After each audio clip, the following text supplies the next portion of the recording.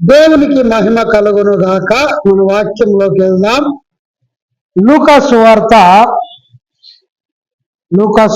21వ అధ్యాయము మరి 5వ వచనం నుంచి మనం కొన్ని వచనాలు ఇక్కడ ధ్యానించుకుందాం. లూకాసు వార్త 21వ అధ్యాయము 5వ వచనం నుంచి. క్రీస్తు రాకడకు ముందు సూచనలు. క్రీస్తు రాకడకు ముందు సూచనలు అని ఇక్కడ చెప్తూ ఉన్నారు. క్రీస్తు రాకడకు ముందు సూచనలు ఏంటి అని ఈ వాక్యం ద్వారా దేవుడు మనకు కొన్ని మాటలు నేర్పాలని నిర్ణయించుకుంటున్నాడు. లూకా గారు ఈ వాక్యాన్ని రాశారు. మరి యేసు దైవమన్న రక్షకుడు అని ఇక్కడ తెలియపరుస్తున్నాడు. క్రీస్తు శాఖం 60-63లో దీన్ని రాయటము జరిగింది.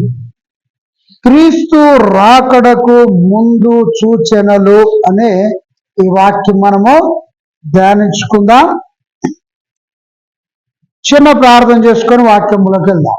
Thanks to Jesus. తండ్రి మీకే వందనాలు. మీరు గొప్ప దేవుడు, గొప్ప కార్యాలు చేసేది. ఇదిగో నాయన, ఈ వాక్యం నేను ధ్యానించుకుంటుండగా నన్ను మీ సిలువ సాటును మరుగుపరచు. పరిశుద్ధాత్మ ఈ వాక్యంలో మర్మాలను మీరే బోధించమని వేడు. ఇకొద్దని పొమ్మలు యేసుక్రీస్తు పరిశుద్ధ నామములో అడిగి వేడుకున్నాం తండ్రి. ఆమేన్, ఆమేన్, ఆమేన్. చదువుకుందాం. 5వ వచనం. కొందరు ఇది అందమైన రాళ్లతోనూ అర్పితములతోనూ శృంగారింపబడి ఉన్నదని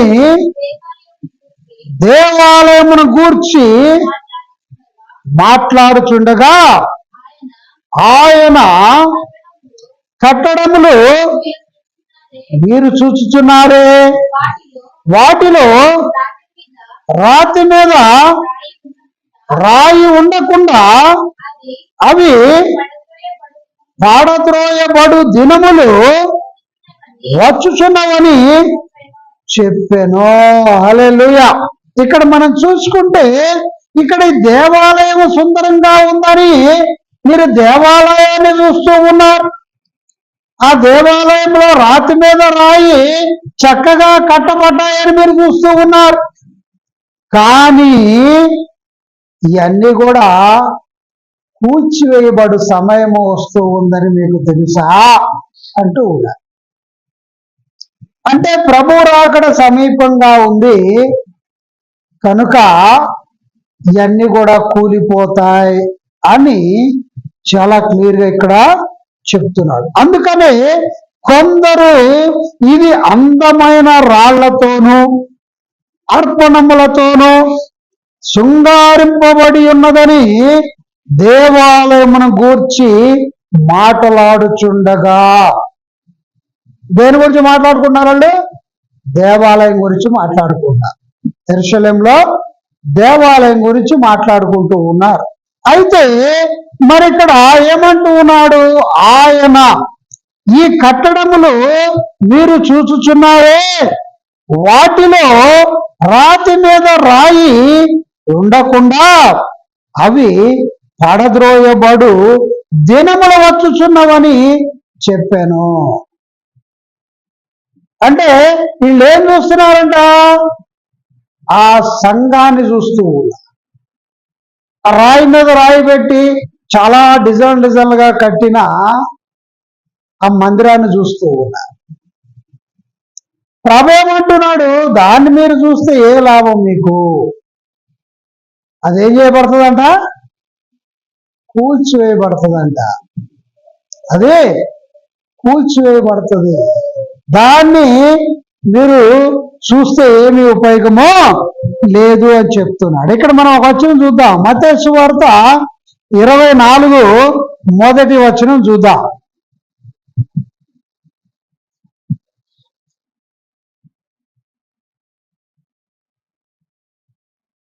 24 మొదటి వచనం.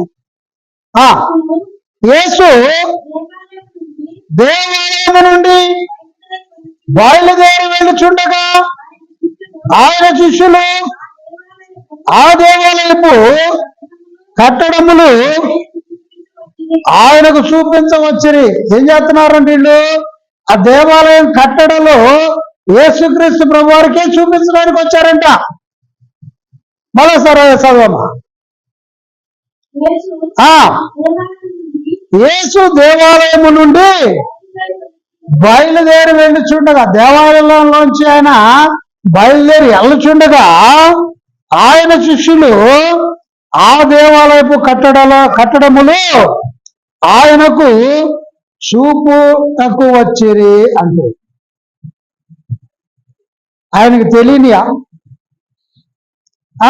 చూడండి అయ్యా, ఈ దేవాలయం ఎంత చక్కగా కట్టారో, రాయి మీద రాయి పెట్టి ఎంత చక్కగా కట్టారో చూడు అని చెప్పి ప్రభువుకు చూపిస్తున్నట్టుగా అక్కడ మనము చూస్తూ, అయితే ఆయన ఏమన్నాడు? అందుకు ఆయన, మీరు ఇవన్నీ చూస్తున్నారు కదా, రాతి మీద రాయి ఒక్కటైనాను ఇక్కడ నిలిచి ఉండకుండా పడవేయబడునని మీతో నిశ్చయముగా చెప్పుచున్నాను. ఆమేన్. ఈ రాయి మీద రాయిని చూసి మీరు మురిచిపోతూ ఉన్నారు. ఈ సంఘాన్ని ఏదో డెకరేట్ చేసి మీరు మురిచిపోతూ ఉన్నారు. ఇవన్నీ శాశ్వతంగా ఉండవురా నాయనా. దేవుని దగ్గర తప్ప నీకు శాశ్వతం అనేది ఎక్కడ లేదు. ఈ భూమి మీద అసలు లేదు నీకు శాశ్వతము అని ఇక్కడ ప్రభు చాలా క్లియర్ గా చెప్తూ, ఇంకా వచ్చిన కూడా చూద్దాం. మార్కు సువార్త 13:1 కూడా చూద్దాం.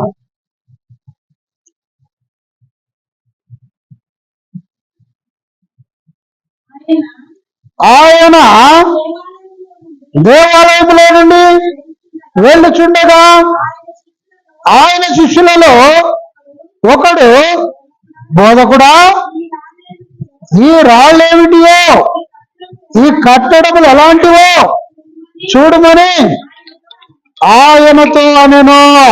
ఈ రాళ్ళు ఎలాంటివో, ఈ కట్టడం ఎలాంటివో చూడు అని ఆయనతో చదువుతున్నారంట. ఎవరితోటి? యేసుక్రీస్తు ప్రభు వారితో. ఆయనకు తెలియని రాళ్ళు, ఆయనకు తెలియని కట్టడాలు అయ్యి ఆయనతోనే చదువుతున్నారు శిష్యులు. అయ్యా, ఈ రాళ్ళు ఎలాంటివో చూడు, ఈ మందిరాన్ని ఎలా కట్టారో చూడు, ఈ రాజు మీద రాయి పెట్టి ఏ విధంగా కట్టారో చూడయ్యా అని యేసుక్రీస్తు ప్రభువారికి ఇది చెప్తూ ఉన్నారంట. యేసుక్రీస్తు ప్రభువారికి చెప్తూ ఉంటే ఆయన ఏమంటున్నాడు? ఇక్కడికి వచ్చేద్దాం. 6వ వచనం. ఆయన, ఈ కట్టడంలో మీరు చూచుచున్నారే, వాటిలో రాతి మీద రాయి ఉండకుండా అవి పడద్రోయబడు దినములు వచ్చుచున్నవని చెప్పాను. ఆమేన్. ఇక్కడ రాయి మీద రాయి చూస్తున్నావు, అది సుందరంగా ఉన్నాయని చూస్తున్నావు, కానీ ఇవి ఉండవురా బాబు. ఎందుకంటే ఈ లోకంలో శాశ్వతంగా రాళ్ళు ఉండవు, నువ్వు ఉండవు. దేవుణ్ణి చూడు, రాళ్ళుని కాదు చూసేది. దేవుణ్ణి చూడు, దేవుడు చెప్పిన మాటలను నువ్వు విను అని ఇక్కడ చెప్తూ ఉన్నా. ఇక్కడ మనం ఒక వచనం చూద్దాం. లూకాసు సువార్త 19:44 కూడా చూద్దాం.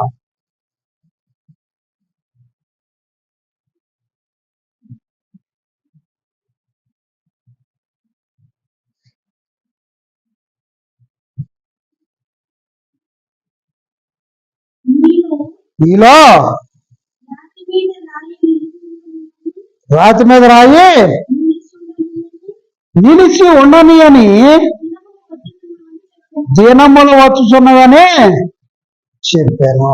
నీలో రాతి మీద రాయి నిలిచి ఉండనీయనని దినములు వచ్చుచున్నవని చెప్పాను. అంటే ఏమన్నాడు ఇక్కడ? నీలో రాతి మీద రాయి నిలిచి ఉండ నీయనని దినములు వచ్చుచున్నవని చెప్పాను. అంటే నీలో ఏం కట్టుకుంటున్నావు? నువ్వు రాయి మీద రాయి, రాయి మీద రాయి కట్టుకుంటూ. నీలో రాతి మీద రాయి నువ్వు ఏ విధంగా అయితే కట్టుకుంటున్నావో దాన్ని నేను ఉన్నాను. చాలా మంది జనాలు ఏం చేస్తారంటే దేవుని మాటని లక్ష్య పెట్టకుండా దేవుని మాటను పక్కకు పెట్టి వీళ్ళు ఏం చేస్తారంటే వాళ్ళ మనసులో రాయి మీద రాయి పెట్టి దీని మీద దాని మీద దీని మీద మనసు పెట్టి కట్టుకుంటూ ఉంటారు. దేవుని మీద మనసు ఉండదు కానీ దాని మీద దీని మీద మనసు పెట్టి రాయి మీద రాయి పెట్టి కట్టుకుంటూ ఉంటారు. అవన్నీ నిలబడవు అని చాలా క్లియర్ గా ఇక్కడ ప్రభు చెప్తూ, రాయి మీద రాయి నిలబడదు. అవన్నీ కూడా పడద్రోయబడి సమయం వస్తుంది. ఆ సమయంలో ఏవి కూడా ఉండవు. ఆ సమయంలో నువ్వు కూడా ఈ భూమి మీద ఉండవురా బాబు, సమయము ఆసన్నమయ్యింది అని ప్రభు ఇక్కడ చెప్తూ ఉన్నా. ఇంకేమంటున్నాడు 7, అప్పుడు వారు బోధకుడా అలాగైతే ఇవి ఎప్పుడు జరుగునో ఇవి జరగబోవునని సూచనలేమని ఆయన అడగగా ఇక్కడ ఏమంటున్నారు? అలాగైతే ఎప్పుడు జరుగుతాయి ప్రభువా? ఎప్పుడు జరుగుతాయి ప్రభువా? వీడికి జరగబోయే కాలము లేక సమయము ఎప్పుడు? వీటికి సూచనలేంటి అని అడుగుతూ ఉన్నారు. వీటికి సూచనలేంటి అని అడుగుతూ ఉన్నారు. 8 కూడా చదువుదాం. ఆయన మీరు మోసపోకుండా చూసుకోండి. అనేకులు నా పేరట వచ్చి నేనే ఆయననియు కాలము సమీపించననియు చెప్పుదురు. మీరు వారి వెంబడపోకుడి. హల్లెలూయా. ఏం చేస్తారంట? సమయం ఆసన్నమైంది అని మిమ్మల్ని మోసం చేస్తారంట. అందుకనే ఎవరు మాటలంటే వాళ్ళ మాటలు వినకూడదు.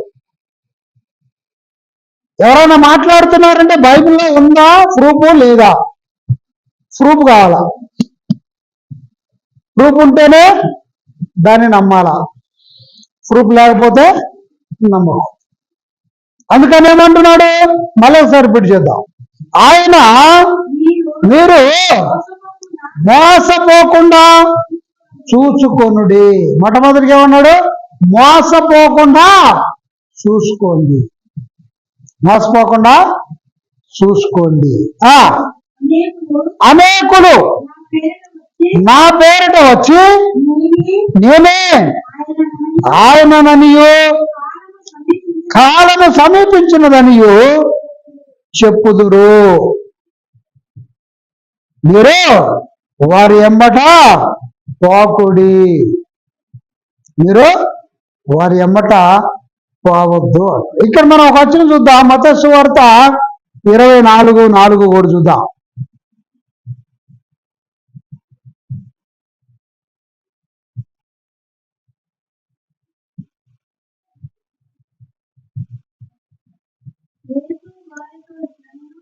యేసు వారితో ఇట్లనెను,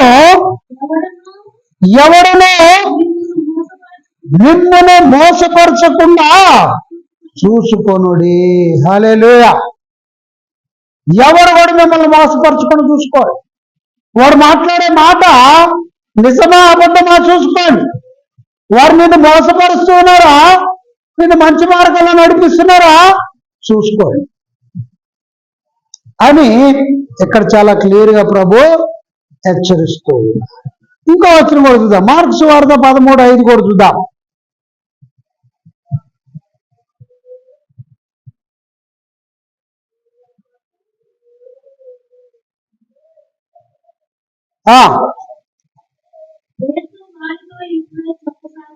యేసు వారితో ఇట్లు చెప్పసాగెను, ఎవడును మిమ్మును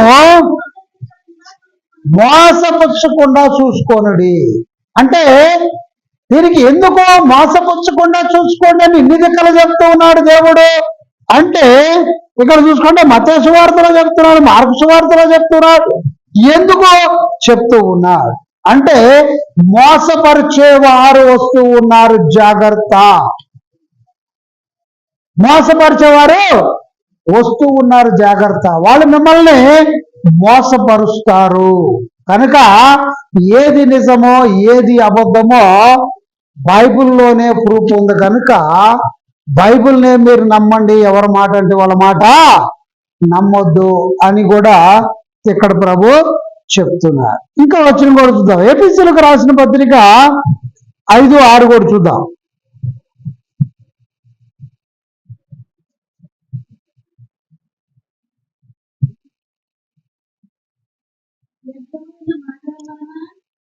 ఏమంటా? వ్యర్థమైన మాటల వలన ఎవడను మిమ్మును మోసపరచనీయకుడి. ఇట్టి క్రియల వలన దేవుని ఉగ్రత ఔదేయులైన వారి మీదకి వచ్చును గనుక మీరు అట్టి వారితో పాలివారై ఉండకూడి. అలాంటి వాడితో పాలివారై ఉండకూడదు మీరు. ఎవరిళ్ళు? మోసం చేసేవాడు. ఎవరిళ్ళు? మోసం చేస్తాడు. వీళ్ళతో నువ్వు పాలివారిగా ఉండదు. వాళ్ళతో నువ్వు కానీ పాలివారిగా ఉంటే నువ్వు కూడా ఆ జాబితాకి వెళ్ళిపోతావు. నువ్వు కూడా ఆ జాబితాలోకి వెళ్ళిపోతావు. అందుకంటే మళ్ళీ సరిపెట్టేమ్మా. వ్యర్థమైన మాటల వలన ఎవడను మిమ్మును మోసపరచనీయకుడి. అంటే వీళ్ళు ఏం చేస్తారంట? వ్యర్థమైన మాటలు చదువుతారు. బైబిల్లో ఉన్న మాటలు కాకుండా వాటికి కలిపి వ్యర్థమైన మాటలన్నిటినీ చెప్పి మీ బుర్రలు ఖరాబు చేస్తారు. వాటిని నమ్మొద్దు, వాళ్ళని నమ్మొద్దు. వ్యర్థమైన మాటలన్నీ చెబుతారంట. బైబిల్లో ఉన్నది ఉన్నట్టే చెప్పాలి కానీ వేరే మాటలో చెప్పకూడదు. అందుకని వ్యర్థమైన మాటలన్నీ కూడా వాళ్ళు చెప్తారు, అవే వినకూడదు. ఇట్టి క్రియల వలన దేవుని ఉగ్రత అవిధేయులైన వారి మీదకి వచ్చును. ఏమవుతాడు ఇక్కడ? అలాంటి మాటలు అవి చెప్పేవారు, వాటిని నమ్మేవారు, వారి మీదకి ఏమొచ్చుదంట? దేవుని ఉగ్రత వచ్చుద్ది, దేవుని కోపం వచ్చుద్ది. ఎందుకని అంటే వాళ్ళు చెప్పేవన్నీ కూడా దేవుని చిత్తమైనవి కావు. వాళ్ళు ఏం చెబుతున్నారు? నీకు వ్యర్థమైన మాటలు చెప్తూ, నిన్ను మోసపుచ్చే మాటలు చెప్తూ ఉన్నారు. నువ్వు దాన్ని నాకు అనుకూలంగా ఉన్నాయి ఈ మాటలు, నేను పొరపాటు చేయడానికి అనుకూలంగా ఉన్నాయి, నేను పాపం చేయడానికి అనుకూలంగా ఉన్నాయి ఈ మాటలు అని నువ్వు కానీ వాటిని నమ్మావంటే ఏమైపోతావంట? దేవుని ఉగ్రత నీ మీదకి వస్తుందంట. దేవుని ఉగ్రత నీ మీదకి వచ్చింది. కాబట్టి అలాంటి మాటలకు నువ్వు లోబడద్దు, అలాంటి మాటలు నువ్వు వినకూడదు అని ఇక్కడ చెప్తున్నారు. అయితే ఏమంటున్నారు ఇక్కడ? కనుక మీరు అట్టి వారితో ఏం చేయకూడదంట? అట్టి వారితో పాలివారుగా మీరు ఉండకూడదు. పాలివారు అంటే ఏంటి? వారి మాటలు ఏంటి? దాన్ని ఏకీభవిస్తే మీరు కూడా దాంట్లో పాలి భాగస్థులు అవుతూ ఉన్నారు. కాబట్టి అట్టి వారితో మీరు పాలివారై ఉండకుండా జాగ్రత్తగా ఉండండి అని వాక్యం ఇక్కడ చాలా క్లియర్ గా చలవిస్తూ ఉంది. ఇంకేమంటున్నాడు? ఇంకో వచనం కూడా చూద్దాం. 2 తెస్సలోనికి రాసిన పత్రిక 2వ అధ్యాయం 3వ వచనం. 2 తెస్సలోనికి రాసిన పత్రిక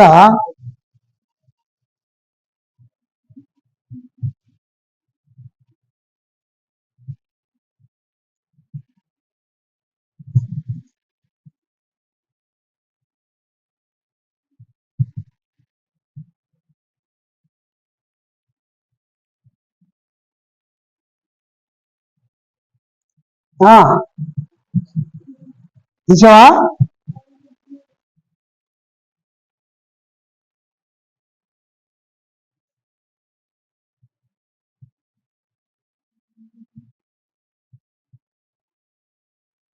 కొత్త నిబంధనలో ఉంటుంది 2వ దశలోనికి రాసిన పత్రిక 2వ దశలోనికి 2:3.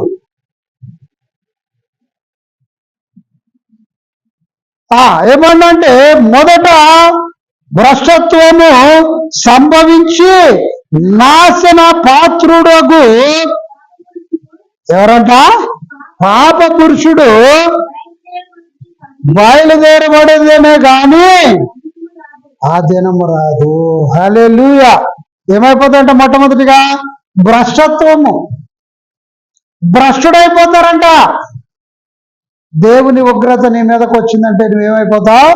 భ్రష్టుడైపోతావు అని చెప్తూ ఉన్నారు. కనుక అలా మోసపరిచే వారి మాటలు నువ్వు వినకూడదు. ఎప్పుడైతే ఆ మోసపరిచే వారి మాటలు వింటావో నువ్వు కూడా భ్రష్టత్వంలోకి వెళ్ళిపోతావు అని చెప్తూ ఉన్నా. ఎప్పుడైతే నువ్వు భ్రష్టత్వంలోకి వెళ్తావో మరి నాశనకర్త నీ దగ్గరికి వస్తాడు. నాశనకర్త నీ దగ్గరికి వస్తాడు అని ఈ వాక్యం చాలా క్లియర్ ఇక్కడ సెలవిస్తుంది. ఇక్కడికి వచ్చేద్దాం. 9, మీరు యుద్ధములను గూర్చి కలహములను గూర్చి వినినప్పుడు జడేకుడి. ఇవి మొదట జరగవలసి ఉన్నవి కానీ అంతము వెంటనే రాదని చెప్పాను. హల్లెలూయా. ఇప్పుడు ఏం జరుగుతున్నాయంట? ఆల్రెడీ ఇక్కడ మనం చదివినయే యుద్ధములు, కలహములు ఇవన్నీ జరుగుతూనే ఉన్నాయి. అంటే ఇవాళ మొదలైనయా లేక నిన్న మొన్న మొదలైనయా? ఆల్రెడీ మొదలయ్యి 2-3 సంవత్సరాలు అయిపోయింది కదా. అంటే వెంటనే రాదంటే అయ్యాల రేపు వచ్చేస్తుంది అర్థమా? ఏమన్నాడు ఇక్కడ? మళ్ళీ ఒకసారి చదువుదాం.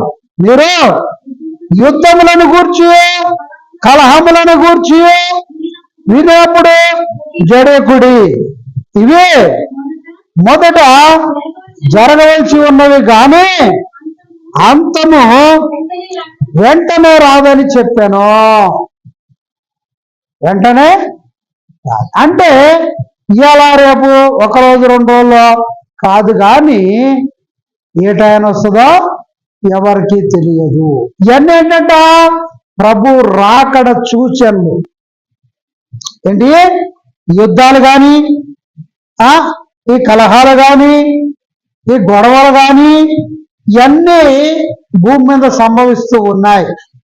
ఇవన్నీ సంభవించిన తర్వాత రాకడా జరుగుద్ది అని కూడా ఇక్కడ వాక్యం సెలవిస్తూ ఉంది. కాబట్టి ఇవన్నీ జరిగిన తర్వాత ఎప్పుడు మరి ఆయన వస్తాడో ఎవరికి తెలియదు. 10 కూడా చూద్దాం.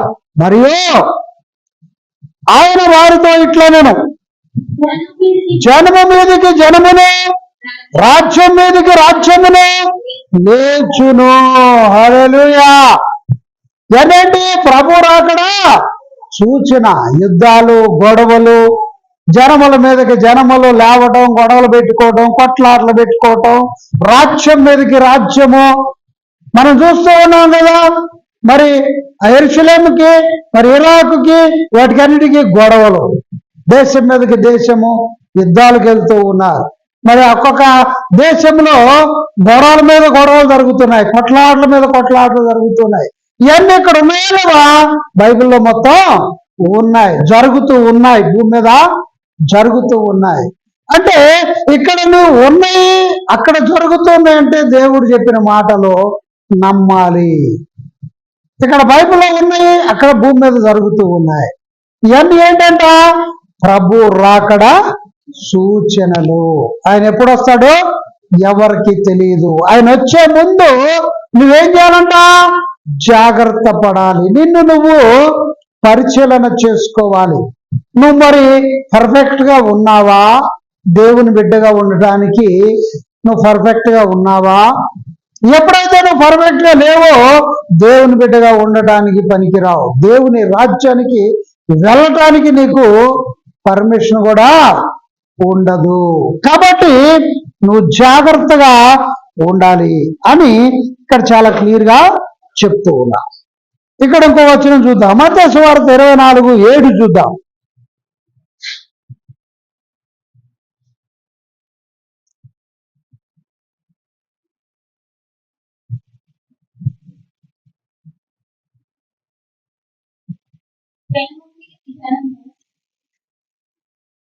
జనము మీదకి జనమును, రాజ్యం మీదకి రాజ్యమును లేచును అంటూ ఉన్నారు. జనము మీదకి జనమును, రాజ్యం మీదకి రాజ్యము లేచును. ఇవన్నీ ఏంటి అంటే ప్రభు రాకడ సూచనలు, అంత్యకాలానికి సూచనలు. ఎప్పుడు జరుగుద్దో ఎవ్వరికి తెలియని అది. ప్రభు రాకడ ఎప్పుడనేది ఎవరికి అంతుపట్టదు. ఎందుకంటే ఆయన ఎప్పుడు వస్తాడో చెప్పా చేయకుండా వచ్చేస్తాడు. నువ్వు మరి నిర్లక్ష్యంగా ఉన్నప్పుడే వస్తాడు, నువ్వు పాపంలో ఉన్నప్పుడు వస్తాడు. కనుక ఎప్పటికప్పుడు నువ్వేం చేయాలా? జాగ్రత్త పడాలి. జాగ్రత్త పడి నువ్వు కానీ ఆ ముందే మరి జాగ్రత్త పడి పొరపాట్లని సరిచేసుకొని దేవుని వాక్యానుసారంగా నువ్వు మలుచుకుంటే ధన్యుడివి, ధన్యురాలు.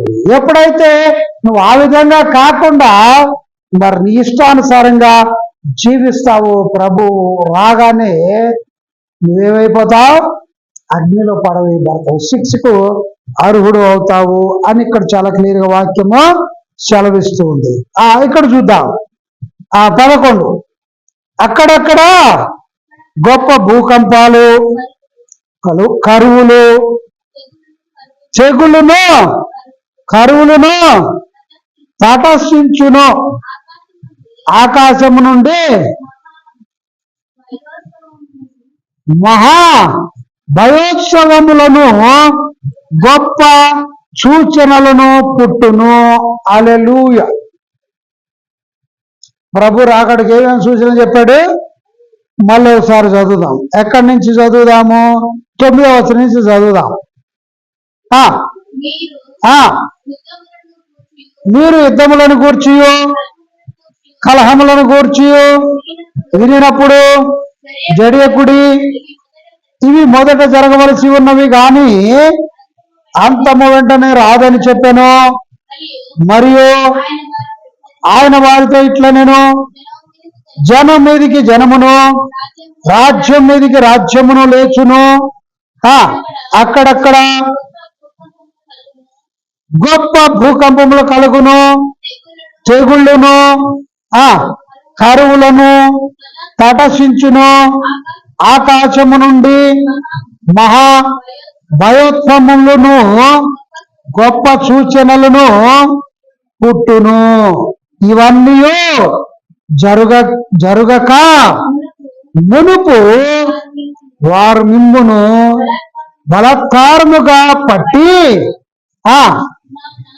నా నామము నిమిత్తము మిమ్మును రాజుల యొద్దకును అధిపతుల యొద్దకును తీసుకొని పోయి సమాజ మందిరములకును చెరసాలకును అప్పగించి హింసింతురు. హల్లెలూయా. ఇక్కడ చాలా చక్కగా ప్రభు చెప్తున్నాడు ప్రభు రాకడకి సూచనలు. అక్కడ శిష్యులు అడుగుతున్నారు, అయ్యా మరి ఆ సూచనలు ఏంటి, ఎప్పుడు వస్తాయి, ఏ కాలంలో వస్తాయి, మరి వాటికి సూచనలు ఏంటి అని అడిగినప్పుడు మరి సూచనలు చెప్తూ ఉన్నారు, కాలం చెప్పలేదు.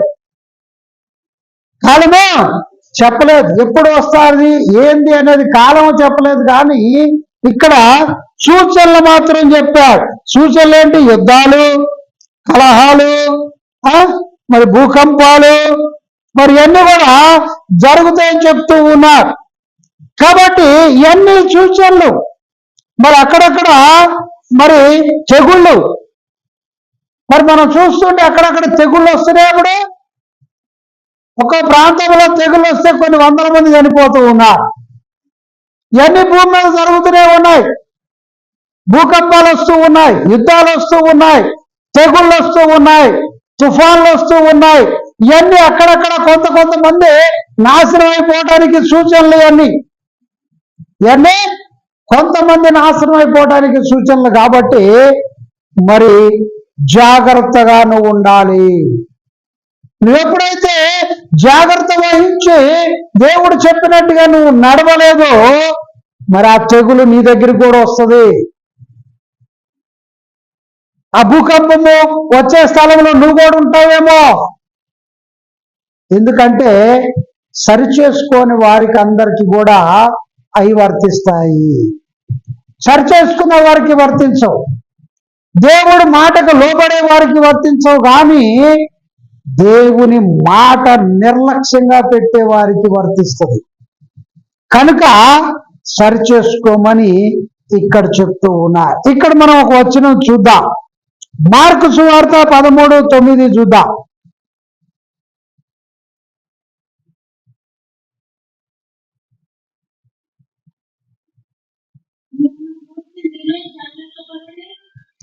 చెయ్యాలంట ఇక్కడ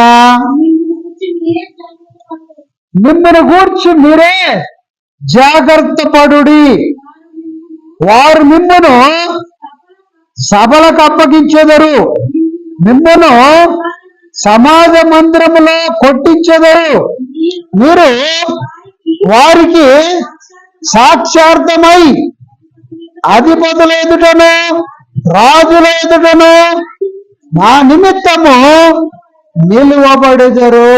ఆమేన్. ఇక్కడ మరి ఏం చెబుతున్నాడు? మిమ్మల్ని గూర్చి మీరే జాగ్రత్తగా ఉండాలా.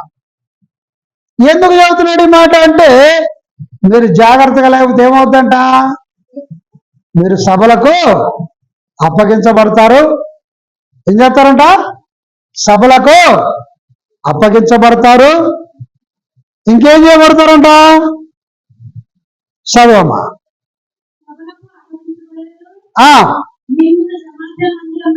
మిమ్మల్ని సమాజ మందిరములో కొట్టించెదరు, మీరు వారికి సాక్షార్థమై అధిపతుల ఎదుటను రాజుల ఎదుటను నా నిమిత్తము నిలువబడిదరు. వాళ్ళు ఏం చేస్తారంట? నీ మీద తప్పుడు విషయాలు మోపి నిన్ను కొట్టేయడానికి ప్రయత్నం చేస్తారు. అధిపతులు ఎదుట రాజులు ఎదుట నిలబెట్టి నీ మీద మరి వేరు వేరు విషయాలని మోపడానికి ప్రయత్నము చేస్తారు. కనుక నువ్వేం చేయాలా? జాగ్రత్తగా ఉండాలి. చాలా క్లియర్ గా ప్రభు ఇక్కడ చెప్తున్నాడు. ఇంకో వచనం కూడా చూద్దాం. అపోస్తల కార్యంలో 4:3 కూడా చూద్దాం.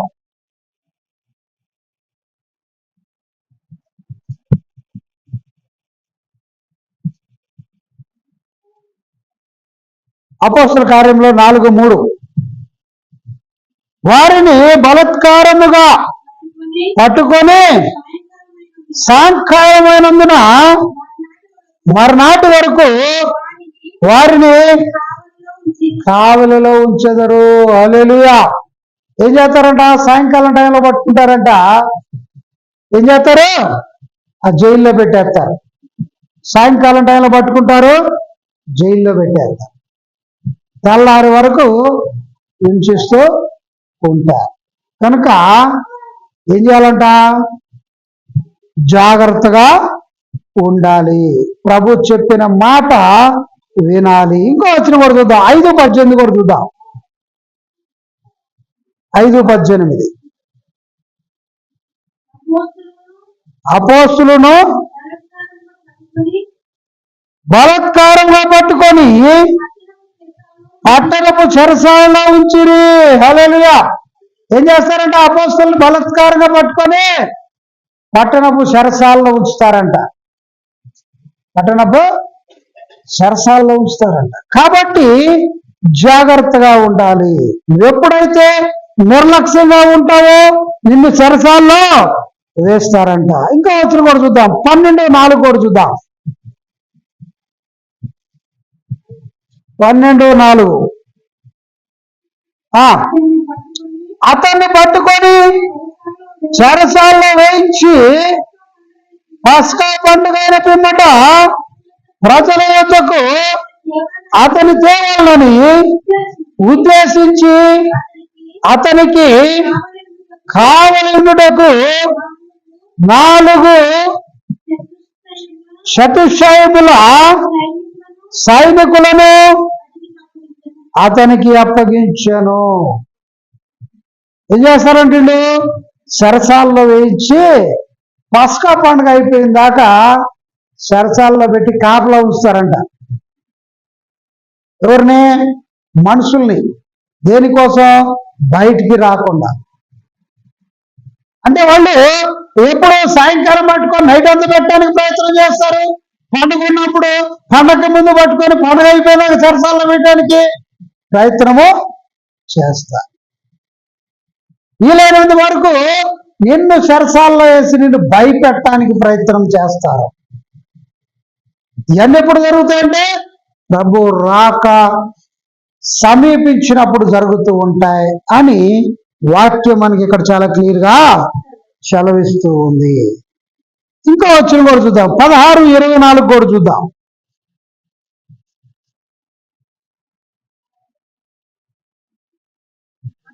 16:24 అతడు అట్టి ఆజ్ఞను పొంది వారిని లోపల సరసాల్లోనికి త్రోసి వారి కాళ్లకు బండ వేసి బిగించాను. ఆమె ఆ ఆజ్ఞ తీసుకొని ఏం చేస్తారంట? లోపల వేసి కాళ్ళకు బండ వేసి బిగిస్తారంట. బయటికి రాకుండా లోపల వేసి. చూడండి, ఇలాంటి కార్యాలన్నీ కూడా అక్కడ జరుగుతూ ఉన్నాయి అని ఇక్కడ చాలా క్లియర్ గా చెప్తున్నారు. ఇంకో వచ్చిన కూడా చూద్దాం, 25:23 కూడా చూద్దాం.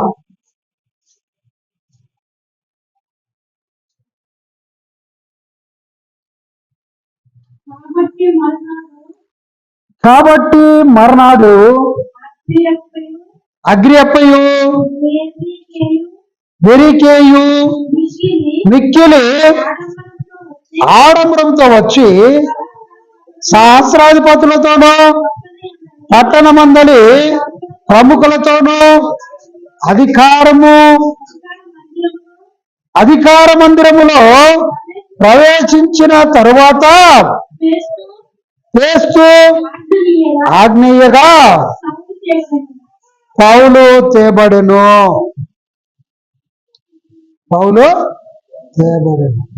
మరి పౌల్ని సరసాల్లో వేసి వాళ్ళు బయటికి తీసుకురాకుండా ఇవన్నీ కూడా వారు చేస్తూ ఉన్నారు అని ఇక్కడ చాలా క్లియర్ గా చెప్తూ ఉన్నారు.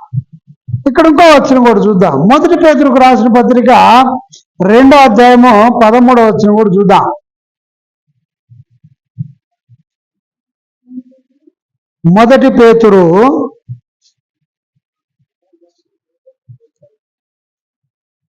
2:13.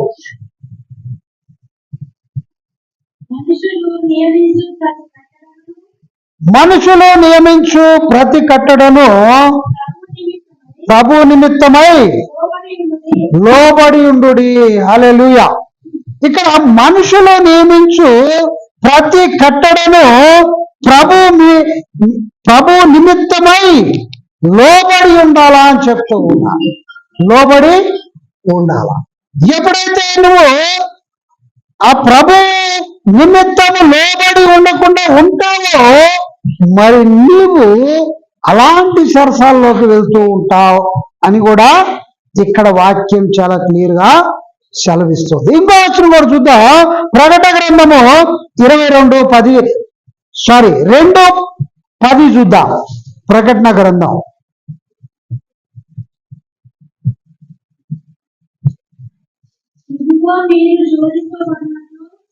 ఇదిగో మీరు శోధింపబడినట్లు అపవాది మీలో కొందరిని సరసాలలో వేయింపబోచున్నాడు. 10 దినములు శ్రమ కలుగును, మరణం వరకు నమ్మకముగా ఉండుము, నేను నీకు జీవ కిరీటం ఇచ్చేదను. ఆమె ఇక్కడ ఏమంటున్నాడు? ఇదిగో మీరు శోధింపబోచున్నారు. అంటే సాతాను గాడు నిన్ను శోధిస్తాడు. వాడు శోధించినప్పుడు నువ్వు ఎలా ఉండాలా? నమ్మకంగా ఉండాలి. నువ్వు ఎప్పుడైతే నమ్మకంగా ఉంటావో దేవుడు నిన్నేం చేస్తాడ? నీకు జీవ కిరీటం ఇచ్చి నిన్ను నడిపిస్తాడు. నువ్వు ఎప్పుడైతే నమ్మకంగా ఉండవో మరి నీకు ఆ చెరసాల్లోకి వెళ్ళిపోతావు. మరోసారి చదువుదాం. ఇదిగో మీరు శోధింపబడినట్లు అపవాది మీలో కొందరిని చెరసాలలో వేయింపబోచున్నాడు. 10 దినములు శ్రమ కలుగును. మరణము వరకు నమ్మకముగా ఉండుము, నేను నీకు జీవ కిరీటం ఇచ్చేదను. ఆమె ఎప్పుడైతే నువ్వు నమ్మకంగా ఉంటావో అప్పుడు నీకు జీవ కిరీటం ఇవ్వబడుతూ ఉంది. సైతాను వాడు నేను ఏదో ఇబ్బంది పెట్టడానికి ప్రయత్నం చేసినప్పుడు వాడికి నువ్వు ఎంత మాత్రం కూడా భయపడాల్సిన అవసరం లేదు. ఎప్పుడైతే నువ్వు వాడికి భయపడతావో, వాడికి నువ్వు లోబడతావో వాడి చేతుల్లోకి వెళ్ళిపోతావు. కనుక వాడు నిన్ను భయపెట్టడానికి, సరసాల్లో వేయాలని, ఏదో చేయాలని ప్రయత్నమో చేస్తాడు. దానికి నువ్వు ఎంత మాత్రం కూడా భయపడాల్సిన అవసరము లేదు అని ఇక్కడ చాలా క్లియర్ గా మరి ప్రకటన గ్రంథంలో ప్రభు చెప్తూ ఉన్నా. ఇక్కడికి వచ్చేద్దాం.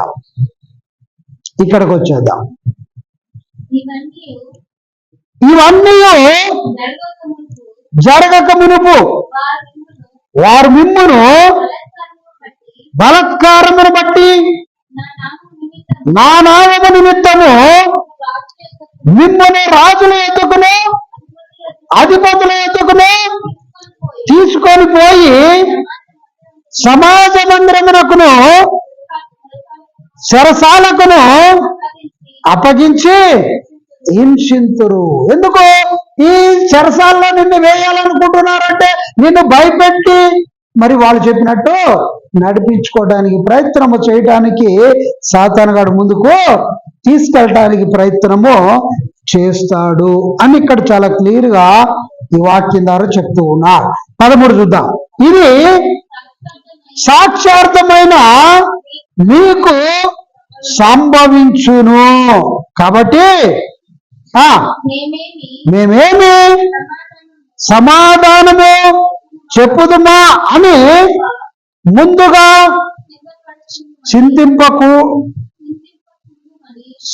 చింతింపకుందుమని మీ మనసులో నిశ్చయించుకొనుడి.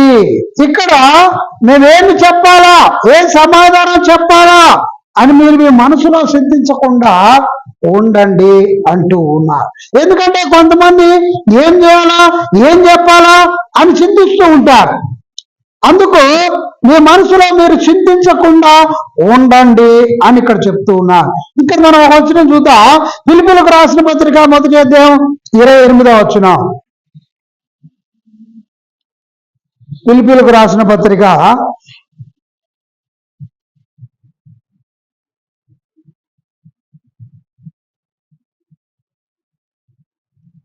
1వ అధ్యాయం 28వ వచనం.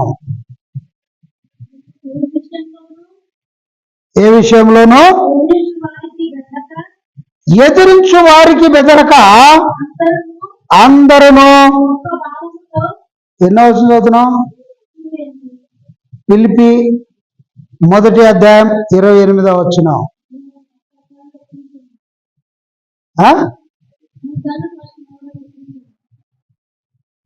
అట్లు మీరు బెదరకుండుట వారికి నాశనమును మీకు రక్షణయు కలుగునట్లు సూచన ఉన్నది.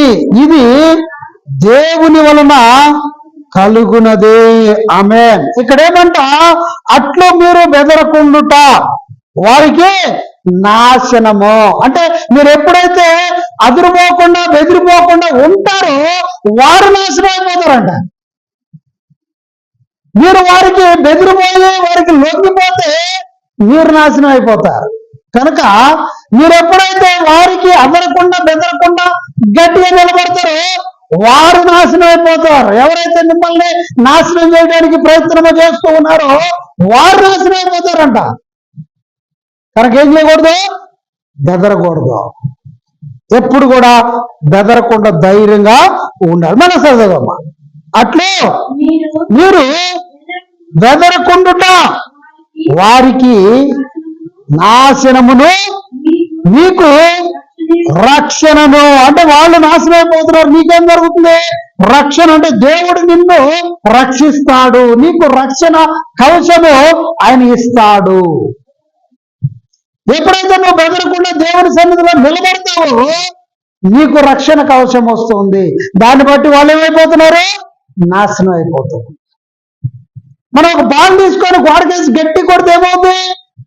తిరిగి మన దగ్గరికి వచ్చు. దాన్ని పట్టుకోకపోతే తిరిగి నీకే అది తగులుతుంది. అలాగే ఎవరైతే నిన్ను పడగొట్టడానికి ఈ బాలు లాంటిది విసిరేశాడో ఈ రక్షణ కోసం నీకు రాగానే ఏమైపోతుంటే అది తిరిగి వాడికి వెళ్ళి తగులుద్ది, వాడే నాశనం అయిపోతాడు. ఈ దేవుని రక్షణ కోసం నీకు ఉండాలంటే నువ్వేం చేయకూడదు? బెదరకూడదు. బెదరకుండా ఎప్పుడైతే ఉంటావో అప్పుడు నీకు రక్షణ కవచం వస్తూ ఉంది, వాడు నాశనం అయిపోతూ ఉన్నాడు. ఇంకో వచనం కూడా చూద్దాం. 2 తెస్సలోనికి రాసిన పత్రిక 1వ అధ్యాయం 5వ వచనం కూడా చూద్దాం.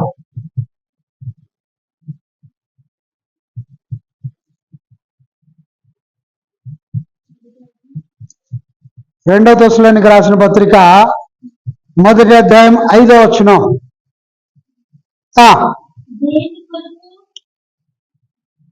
దేవుని కొరకు మీరు శ్రమపడుచున్నారు, ఆ దేవుని రాజ్యమునకు మీరు యోగ్యులని ఎంచబడు నిమిత్తము మీరిట్లు ఓర్చుకొనుట దేవుని న్యాయమైన తీర్పునకు స్పష్టమైన సూచన ఉన్నది.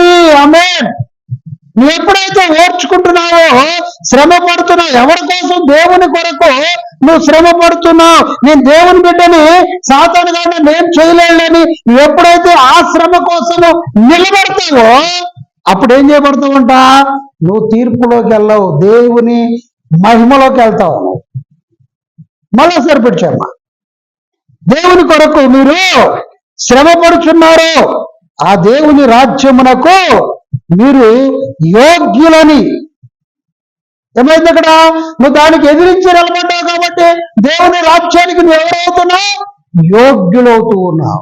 దేవుని రాజ్యానికి నువ్వు యోగ్యులైనప్పుడు నీకు ఏమిటంటే యోగ్యులని ఎంచబడు నిమిత్తము మీరిట్లు ఓర్చుకొనుట దేవుని న్యాయమైన తీర్పునకు స్పష్టమైన సూచన ఉన్నారు. ఆమేన్. దేవునికి స్పష్టమైన సూచనై ఉన్నారు అని ఇక్కడ చాలా క్లియర్ గా ప్రభు చెప్తూ ఉన్నారు. కాబట్టి నువ్వు దానికి వ్యతిరేకంగా నిలబడి ఉండాలా. ఎప్పుడైతే వ్యతిరేకంగా నువ్వు నిలబడి ఉంటావో మరి దేవుని కార్యాలు నువ్వు చూస్తావు అంటున్నా. ఇక్కడికి వద్దాం 14. కాబట్టి మేమేమి సమాధానము చెప్పుదుమా అని ముందుగా చింతింపకుందుమని మీ మనసులో నిశ్చయించుకొనుడి. ఇక్కడ ఏం చేయాలి? నేనేం సమాధానం చెప్పాలా, నేనేం చేయాలా అని ఆలోచన చేస్తూ ఉంటా. ఇలాంటి పరిస్థితుల్లో నేనేం చేయాలని నువ్వు ఆలోచన చేసుకోవద్దు అని ఇక్కడ చెప్తూ ఉన్నా. ఇక్కడ మనం ఒక వచనం చూద్దాం. మత్తయి సువార్త 10:19 చూద్దాం.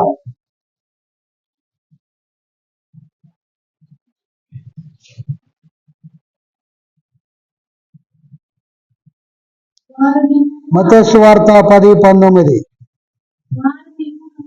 వారు మిమ్మును అప్పగించినప్పుడు ఎలాగో మాట్లాడుదుము, ఏమి చెప్పుదుము అని చింతింపకుడి. మీరేమి చెప్పవలనో అది ఆ గడియలోనే మీకు అనుగ్రహింపబడును. ఆమేన్. అంటే మనం ముందుగా ఆలోచన చేయాల్సిన అవసరము లేదు. ఈ సమయం వచ్చినప్పుడు నేనేం చేయాలా, ఎలా ఉండాలా, ఎలా మాట్లాడాలా అని కొంతమంది ముందే ఆలోచనలు చేస్తూ ఉంటారు. దేవుడు ఏం చెప్తున్నాడు, నువ్వన్నీ ఆలోచన చేయాల్సిన అవసరమేమీ లేదు. ఆ గడియ వచ్చినప్పుడు నువ్వేం చెప్పాలో నేను నీకు చెప్తా. ఆ గడియలో నేను నీకు ఏదైతే చెప్తానో ఆ ప్రకారమే నువ్వు చెప్పు. ఇంక వేరే చెప్పాల్సిన అవసరం లేదు. నువ్వు ఆలోచన చేయాల్సిన అవసరమో ఏమీ లేదు. ఆ గడియలో ఆ టైంలో నేను ఏదైతే నీకు చెప్తానో దాన్నే నువ్వు వారికి చెప్పాలా అని ప్రభు చాలా క్లియర్ ఇక్కడ చెప్తూ ఉన్నాడు. కాబట్టి నువ్వెంత మాత్రం కూడా చింతించాల్సిన అవసరమో అక్కడ లేదు అంటూ ఉన్నాడు. ఇక్కడ మనం ఇంకో వచనం కూడా చూద్దాం. మార్కు సువార్త 13-11 కూడా చూద్దాం.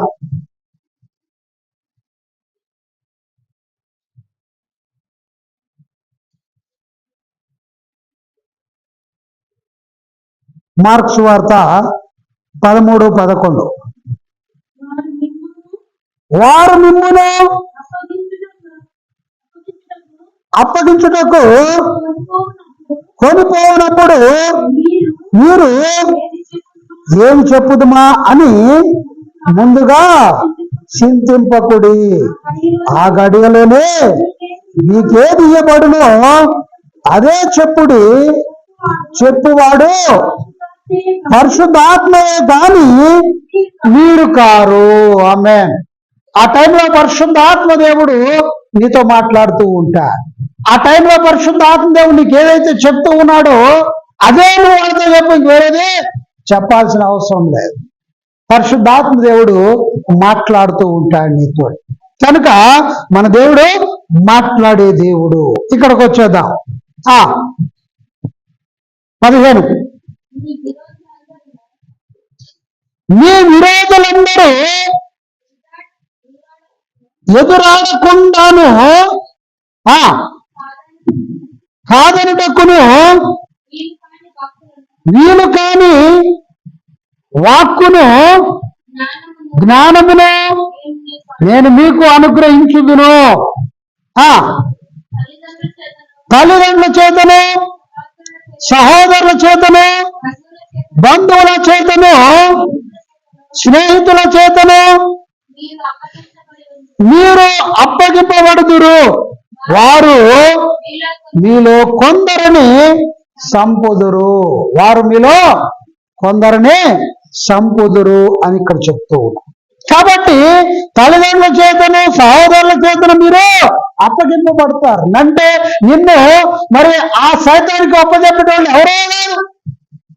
నీ తల్లిదండ్రులు కావచ్చు, నీ సహోదరులు కావచ్చు, నీ బంధుమిత్రులు కావచ్చు, వాళ్ళే నిన్ను అడ్డగిస్తూ ఉన్నారు. కానీ బయట వాళ్ళు ఎవరు అడ్డగించట్లేదంట. బయట వాళ్ళు ఎవరు అడ్డగించండి. చాలా క్లియర్ గా ప్రభు ఇక్కడ చెప్తున్నా. మళ్ళీ సరి చదువు మా వచనం 16. తల్లిదండ్రుల చేతను, సహోదరుల చేతను, బంధువుల చేతను, స్నేహితుల చేతను మీరు అప్పగింపబడుదురు. ఏమంట? నిన్ను అప్పగిస్తుంది ఎవరో కాదు. బయట వాళ్ళు ఎవరు అప్పగించట్లా. నువ్వు అనుకుంటావు ఎవరో ఏదో అప్పగిస్తున్నారు, ఎవరో ఏదో చేస్తున్నారని నువ్వు అనుకుంటావు. కానీ ఇక్కడ నీ బంధుమిత్రులే ఉన్నారంట, బయట వాళ్ళు కాదు. బయట వాళ్ళు ఎవరేం చేయట్లా. బయట వాళ్ళు ఎవరేం చేయట్లా. నేను అప్పగిస్తుంది నీ ఇంట్లో వాళ్ళే, నీ బంధుమిత్రులే, నీ స్నేహితులే, బయట వాళ్ళు కాదు అని ఇక్కడ చాలా క్లియర్ గా మరి చెప్తూ ఉన్నాడు. కాబట్టి నువ్వు భయపడాల్సిన అవసరం లేదు. ఎందుకనంటే దేవుడు నీకు తోడుగా ఉంటాడు. దేవుడు నీకు ఎప్పుడైతే తోడుగా ఉంటాడో నువ్వు భయపడాల్సిన అవసరం ఎంత మాత్రం కూడా లేదు అని ఇక్కడ చాలా క్లియర్ గా ప్రభు చెప్తూ ఉన్నారు. ఇక్కడ మనం ఒక వచనం చూద్దాం. అపోస్తల కార్యములు 6వ అధ్యాయం 10వ వచనం.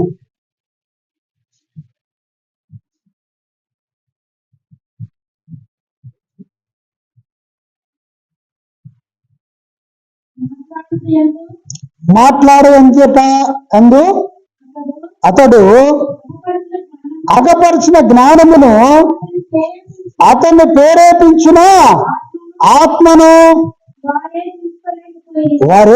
ఏకీభింపలేకపోయారే అంటున్నాడు. అంటే ఆ దానికి వీళ్ళు ఏకీభించలేకపోయారు అంటున్నాడు. ఆయన మాట్లాడిన మాటకు ఆ ఏకీభవించలేకపోయారు అని కూడా ఇక్కడ చెప్తున్నారు.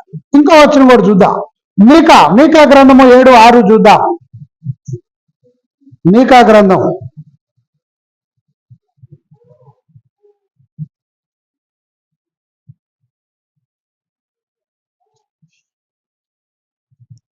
7:6 పాత నిబంధనలో ఉంటుంది.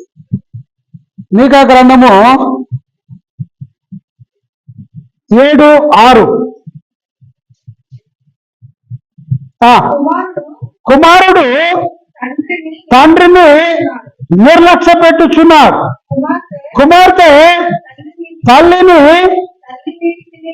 మీదికి కోడలు అత్త మీదికి లేచెదరు.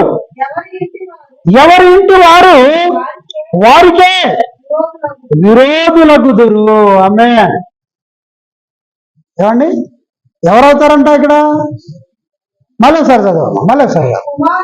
కుమారుడు తండ్రిని నిర్లక్ష్య పెట్టుచున్నాడు. చక్కగా చదవమ్మా. నిర్లక్ష్య పెట్టుచున్నాడు. కుమారుడు తండ్రిని నిర్లక్ష్య పెట్టుచున్నాడు, కుమార్తె తల్లి మీదికి కోడలు అత్త మీదికి లేచెదరు. ఎవరి ఇంటి వారు వారికే విరోధులగుదురు. హల్లెలూయా. బయట వాళ్ళు ఎవరిని వస్తున్నారు? ఇక్కడ ఎవరు రావట్లేదు. బయట వాళ్ళు ఎవరు రావట్లేదు. ఇవన్నీ జరిగేటివే, ఇవన్నీ సంభవిస్తూ ఉన్నాయి. ఇవన్నీ ఎప్పుడు జరుగుతున్నాయి? ప్రభు రాకడ సమయం అయ్యింది అన్నప్పుడు ఇవన్నీ జరుగుతూ ఉన్నాయి. రెండో రాకడకు ఇవన్నీ సూచనలు. ప్రభు వస్తూ ఉన్నాడని, సమయము ఆసన్నమయ్యింది అని ప్రభు చెప్తూ ఉన్నాడు. ఎన్ని సూచనలే మనం ముందు చూసుకున్నాం కదా. ఎక్కడ 9వ వచనం నుంచి 11వ వచనం వరకు ఒకసారి రిపీట్ చేయమ్మా. ఇవన్నీ ప్రభు రాకడ సూచనలు. 9వ వచనం చదివమ్మా. మీరు యుద్ధములను గూర్చి కలహములను గూర్చి వినినప్పుడు జడయకుడి, ఇవి మొదట జరగవలసి ఉన్నది కానీ అంతము వెంటనే రాదని చెప్పాను. మరియు ఆయన వారితో ఎట్లనను జనం మీదకి జనమును, రాజ్యం మీదకి రాజ్యమును లేచును. అక్కడక్కడ గొప్ప భూకంపములను కలుగును, తెగుళ్ళను, కరువులను ప్రదర్శించును. ఆకాశము నుండి మహా భయస్పందములను, గొప్ప సూచనలను పుట్టును. ఇవన్నీ జరుగక మునుపు వారు మిమ్మును బలాత్కారముగా పట్టి నా నామము నిమిత్తము మీరును మిమ్మును రాజుల ఎదుటకును అధికారుల ఎదుటకును తీసుకొని పోయి సమాజ మందిరములకును చెరసాలకును అప్పగించెదరు అని ఇక్కడ చెప్తాం. ఇవన్నీ ప్రభు రాకడ సూచనలు ప్రభు వచ్చే ముందు జరగబోతూ ఉన్నాయి. ఇవన్నీ కూడా ప్రభు వచ్చే ముందు జరుగుతూ ఉన్నాయి. ఇవన్నీ మనం చూసినవే. ఈ భూకంపాలు మనం చూస్తూనే ఉన్నాం కదా. మరి ఈ ఒకరి మీదకి ఒకరు యుద్ధానికి పోయేది మనం చూస్తూనే ఉన్నాం. ఆల్రెడీ యుద్ధాలు జరుగుతూనే ఉన్నాయి. గత 3 సంవత్సరాలుగా యుద్ధాలు జరుగుతూ ఉన్నాయి కదా. గత 3 సంవత్సరాలుగా భూకంపాలు వస్తూనే ఉన్నాయి. గత 3 సంవత్సరాలుగా తుఫాన్లు వస్తూనే ఉన్నాయి. గత 3 సంవత్సరాలుగా ఒక దేశం మీదకి ఒక దేశము కొట్లాట్లు, మరి అధికారుల మీదకి జనాలు మరి గుంపులుగా వెళ్ళి మరి కొట్లాడటం జరగటము, ఇవన్నీ కూడా మనం చూస్తూనే ఉన్నాం. ఇవన్నీ ఏంటంట? ప్రభు రాకడకు సూచనలు. మరి ఇప్పుడు మనం చదివిన ఏంటి? ఈ కుమారుడు తండ్రిని నిర్లక్ష్య పెట్టువాడు, కుమార్తె తల్లి మీదకిని, కోడలు అత్త మీదకిని లేచును. ఇవన్నీ ప్రభు రాకడకు సూచనలు. ఆల్రెడీ ఇవన్నీ భూమి మీద జరుగుతూనే ఉన్నాయి.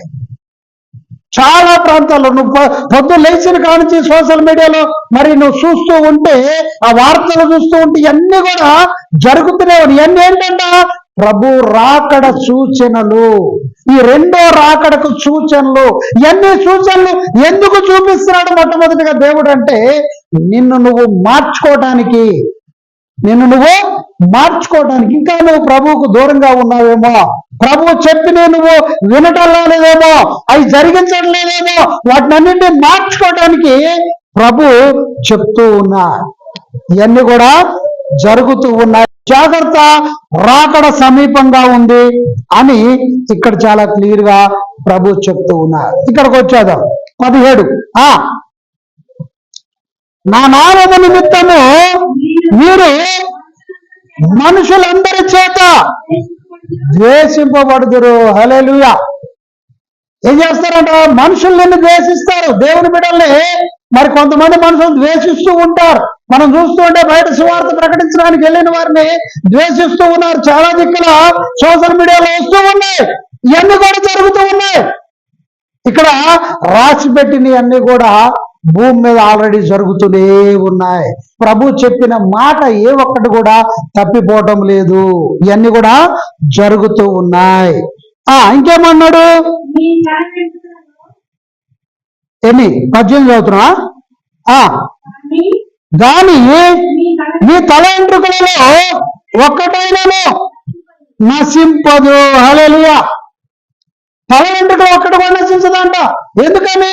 అది దేవుని కృప లేకుండా, దేవుని ఆజ్ఞ లేకుండా నిన్ను ఎవరు ఏమీ చెయ్యలేరు. ఇంకేమన్నాడు? మీరు మీ ఓర్పు చేత మీ ప్రాణములను దక్కించుకొందురు. మీరు ఎప్పుడైతే ఓర్పుగా ఉంటారో మీ ప్రాణాలను మీరు దక్కించుకుంటారు. ఎందుకు దక్కించుకోగలుగుతారు అంటే, దేవుడు దాన్ని కాపాడుతాడు అని ఇక్కడ చాలా క్లియర్ గా వాక్యం చదివిస్తుంది. ఇక్కడ మనం చూద్దాం, మత్తయి సువార్త 10:22 చూద్దాం.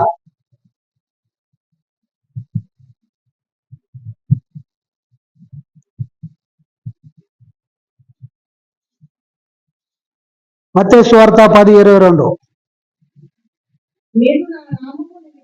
మీరు నా నామము నిమిత్తము అందరి చేత ద్వేషింపబడుదురు, అంతము వరకు సహించిన వాడు రక్షింపబడును. హల్లెలూయా. దేవుడు నమ్ముకున్నారని చెప్పి కొంతమంది ఏం చేస్తారంటే హింసిస్తారండి, హేళన చేస్తారండి. నువ్వేం చేయాలా? సహించాలా. సహించిన వాడు రక్షింపబడతాడు. సహించిన వాడు రక్షింపబడతాడు. ఇంకో వచనం కూడా చూద్దాం, 24:15 కూడా చూద్దాం. మత్తయి సువార్త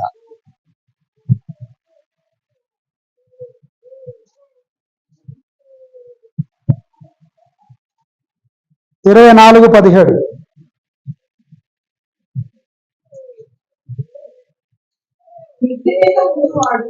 మిద్ది మీద కూడువాడు తన ఇంటిలో నుండి ఏదైనా తీసుకొని పోవటకు దిగకూడదు. 18. పొలంలో ఉండేవాడు తన బట్టలు తీసుకొని పోవటకు ఇంటికి రాకూడదు. అయ్యో, ఆ దినములలో గర్భిణులకు పాలిచ్చు వారికి శ్రమ, అప్పుడు మహాశ్రమ కలుగును గనుక మీరు పారిపోవుట చలికాలమందైనను విశ్రాంతి దినమైనను సంభవించకుండానని ప్రార్థించుడి. హల్లెలూయా. ప్రభు రాకడ సమీపించినప్పుడు మిద్ది మీద ఉన్న వాళ్ళ కింద దిగి రావడానికి వీళ్ళు, అక్కడ వాళ్ళు అక్కడనే వెళ్ళిపోవాలా.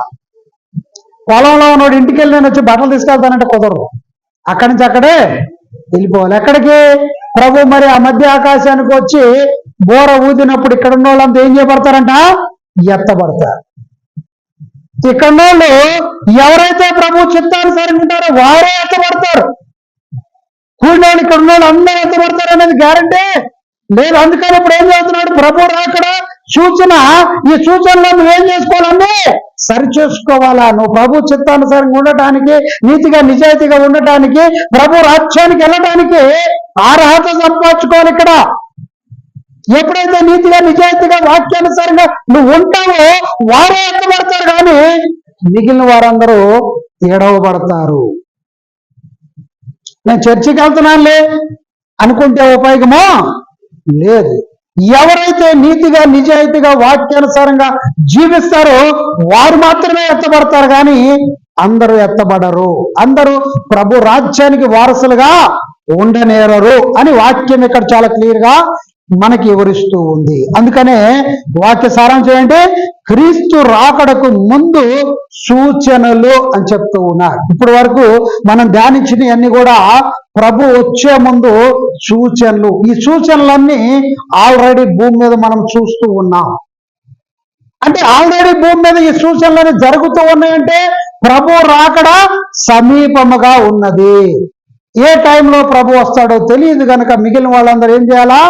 దానికి సిద్ధపడి ఉండాలి అని వాక్యం చాలా క్లియర్ గా ఇక్కడ చదివిస్తుంది. ప్రార్థన చేసుకుందాం.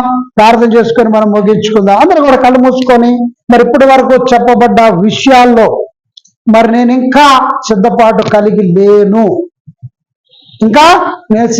కలిగి లేను, అనుకున్న వారు కళ్ళు మూసుకొని ఒక్క నిమిషం మిమ్మల్ని మీరు పరిచయం చేసుకొని, దీనికి నేను ఇంకా సిద్ధపాటు కలిగి లేను, నాలో ఇంకా కొన్ని లోపాలు ఉన్నాయి, మరి వీటి నుంచి నేను విడిపింపబడాలి అనుకున్న వారు మరి చిన్న ప్రార్థన, ప్రభువా నన్ను క్షమించు, ఇప్పటి వరకు నేను నిర్లక్ష్యంగా ఉన్నా, ఇదిగో ఈ రోజు నుంచి నా ప్రభువా నేను మరి ఆ విధంగా మారడానికి ప్రయత్నం చేస్తా అని అనుకున్నవారు చిన్న ప్రార్థనని మనసులో చేస్తావా? ప్రభువా నన్ను క్షమించు, ఇప్పటి వరకు నేను నిర్లక్ష్యంగా ఉన్నాను, ఇది మొదలుకొని ప్రభువా మరి వాక్యానుసారంగా ఉండి ఆయన వాటినన్నింటినీ జయించి మీ రాజ్యానికి వారసులుగా ఉండటానికి నాకు మీ కృపను దయచేయని చిన్న ప్రార్థనని హృదయంలో చేసినట్లయితే, అలా ఒకాలను కానీ తీర్మానం చేసుకున్నట్లయితే నీ కుడి చేయి పైకి లేపుతావా? నీకోసం నేను ప్రార్థన